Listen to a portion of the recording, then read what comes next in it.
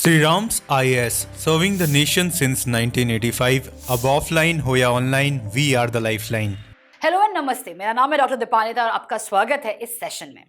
आज हम एक प्रोबेबल क्वेश्चन का जवाब देने वाले हैं जो कि हर एक के दिमाग में आजकल बहुत डोमिनेट कर रहा है कि क्या यूरोप और यूएस में कोई दरार आने वाली है। क्या इन दोनों पार्टीज में जो कि इतने साल पुराने अलाइज हैं, वर्ल्ड वॉर से पहले के अलाइज हैं, क्या इनके बीच में एक ऐसा दरार आएगा जिससे कि जो वेस्टर्न वर्ल्ड है वो स्प्लिट हो जाएगा।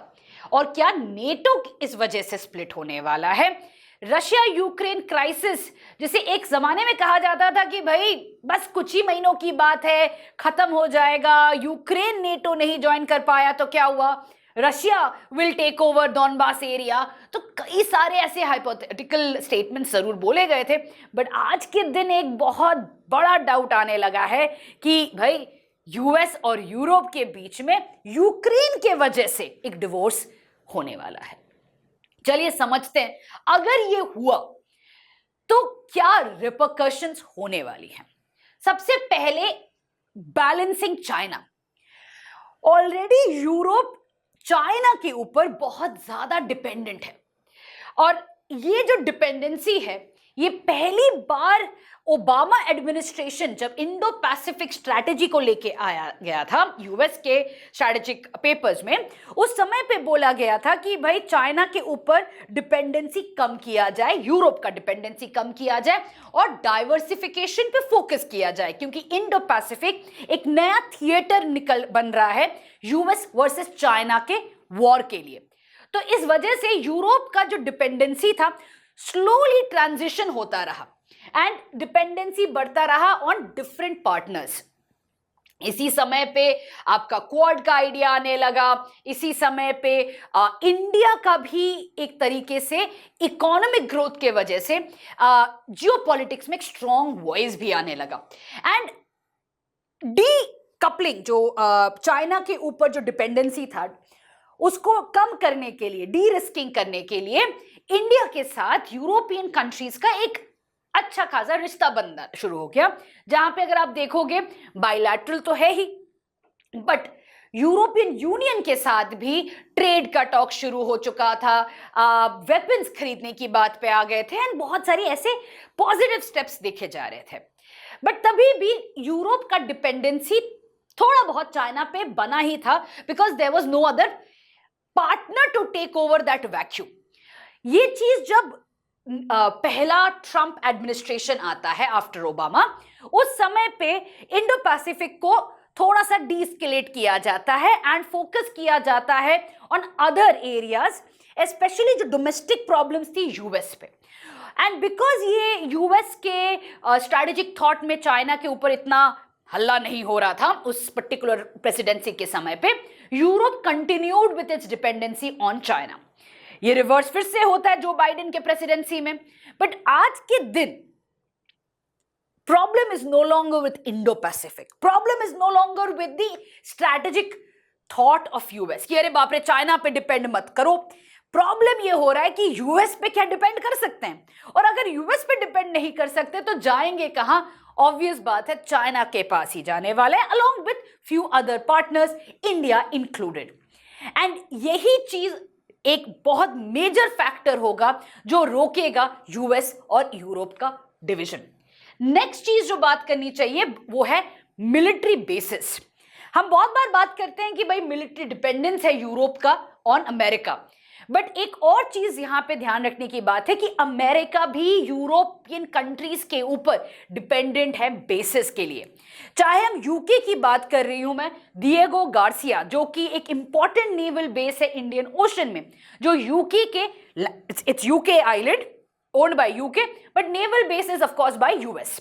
दूसरा जो बेस आज के दिन में बहुत न्यूज में आ रहा है is the Pituffik space base, जो कि ग्रीनलैंड में है। पहले इसको थुले एयरबेस बोला जाता था, और ये जो स्पेस बेस है ये एक इंपॉर्टेंट बेस है जहां से मिसाइल वार्निंग या स्पेस सर्विलेंस किया जाता है। इसका लोकेशन इतना इंपॉर्टेंट है कि अमेरिका के पास कोई ऑल्टरनेटिव नहीं है, कहीं और ये नहीं बन सकता है। So that is important. It is no more about कि भाई इस बेस में नहीं रहेंगे दूसरे बेस पे चले जाएंगे, बट यहां पे वो ऑल्टरनेटिव नहीं है। तो again if there is a crisis between Europe and America, such kind of advantage will be missing from USA strategic planning. Next चीज जो यहां पे बेसिस के ऊपर इंपॉर्टेंट है कि यूरोप में अराउंड 30 बेसिस हैं जो कि यूएस के हैं, और ये एक म्यूचुअल कोऑपरेशन के बेसिस पे है, जहां पे ट्रेनिंग दी जाती है, वेपन्स सप्लाई रहता है, काफी चीजें वहां पे होती रहती है for the name of protection. This is basically in compliance to the NATO rules. Now, in case there is a crisis between US and Europe, in basis का भी एडवांटेज यूएस खो बैठेगा। Now, this is something that US has to really think about। अगर उनको hegemony maintain करना है, अगर उनको so called global super power बने रहना है, यूरोप को इतना नहीं दूर करना है कि इन बेसिस का एडवांटेज उनके स्ट्रैटेजिक प्लानिंग से हट जाए। आते हैं नेक्स्ट पॉइंट पे, इंटेलिजेंस शेयरिंग। ये सभी को पता है कि इंटेलिजेंस का जो मेन हब है वो अमेरिका ही है।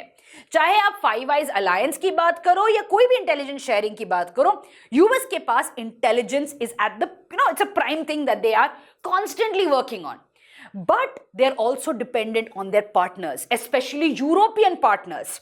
And again, if there is a crisis, ये चीज अफेक्ट अमेरिका को भी करेगा, हाँ यूरोप को भी करेगा, क्योंकि Europe will go blind if America stops intelligence sharing. But one has to also realize कि अमेरिका को भी ये इम्पैक्ट करने वाला है। It's going to pinch America, especially because American soldiers are fighting with other NATO partners in many areas across the world. NATO is present across, and suddenly अगर intelligence sharing बंद हो जाएगा, उनको इम्पैक्ट जरूर पड़ने वाला है। आते हैं चौथा, ट्रेड।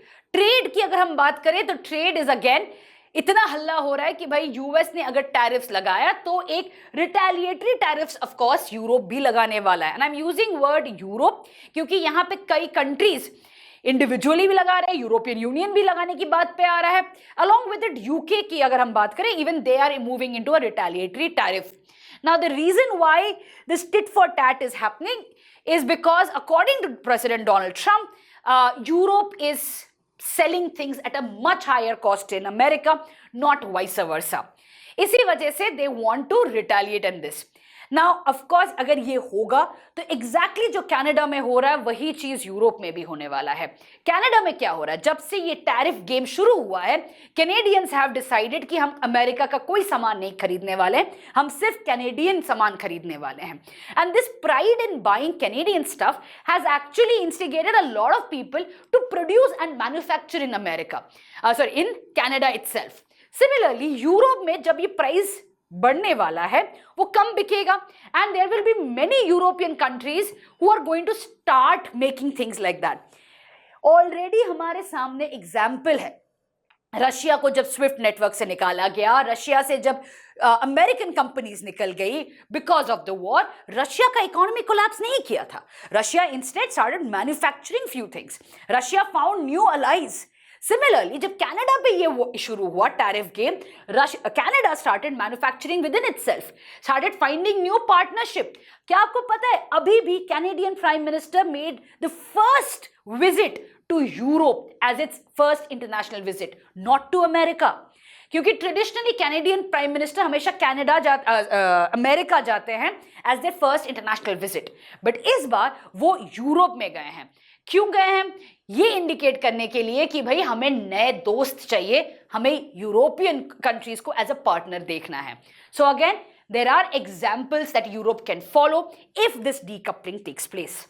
लास्ट में आते हैं एजेंडा सेटिंग। किसी भी सुपर पावर को सुपर पावर बने रहने के लिए डर बैठाना जरूरी है। डर किस मामले में? कि भाई अगर आप मेरी बात नहीं मानोगे, आप मेरे रूल्स को नहीं मानोगे, तो मैं अटैक कर दूंगा, I will put sanctions on you. And sanctions को कौन फॉलो करेगा? मैं और मेरे अलाइज, क्योंकि अकेला मैं कुछ नहीं कर पाऊंगा, राइट? स्कूल में भी आपने देखा होगा, जब गुंडा होता है वो अपने दोस्तों के साथ जाके डराता है, अकेले क्या डरना, सामने 10 लोग आ जाएंगे, हावी बढ़ जाएगा, जितना भी बड़ा सुपर पावर हो जाए, राइट? तो हमेशा जो बुली होता है वो अपने ग्रुप में मूव करता है। सिमिलरली जो सुपर पावर है वो भी अपने अलाइज के वजह से ही सुपर पावर है।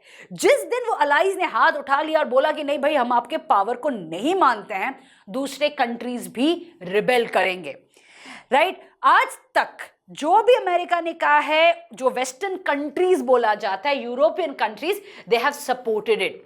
चाहे वो इराक में WMD की बात हो, या आप लिबिया की बात करो, या आप कोई भी वॉर देखो, अफगानिस्तान की बात करो, डेमोक्रेसी के नाम पे ये सभी जगह पे साथ में गए हैं। और अब अगर ये डिवोर्स होता है, डीकपलिंग होता है, this agenda setting will fall flat and this is going to harm American hegemony. इसीलिए क्राइसिस जरूर आएगा, there will be questions asked about the nature of relation between America and Europe, but it is just a matter of time, क्योंकि सभी European को countries को पता है कि बस कुछ ही साल की बात है, जो अगला यूएस प्रेसिडेंट आएगा, the person will not be able to continue with this kind of a policy. So they are going to bide their time, they are going to lay low. But at no point of time will we see a split between US and Europe in the coming years. ना ही हम NATO का crisis देखेंगे. NATO will survive, yes, but credibility will be in question. With this, I'll end today's session. Thank you so much for joining me.